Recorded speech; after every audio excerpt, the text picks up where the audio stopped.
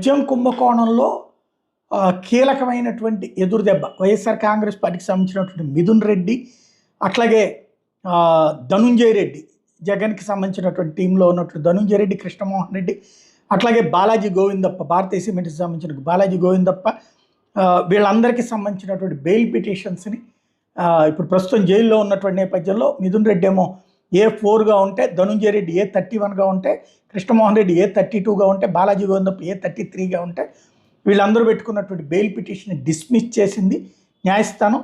అదే సందర్భంలో anticipatory bail, ముందస్తు బెయిల్ అడిగింది వాసుదేవరెడ్డి, డివి సత్యప్రసాద్. వాసుదేవరెడ్డి A2, A3గా ఉన్నటువంటి డివి సత్యప్రసాద్.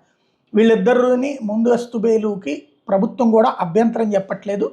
ఆ ముందస్తు బెయిల్ ఇచ్చేస్తే వీళ్ళని అప్రూవర్లుగా, లైక్ ఆ కేసులో దస్తగిరి టైప్లోనే వివేకా కేసులో ఎట్లయితే అప్రూవర్ అయిందో ఇట్లాగే ఇక్కడ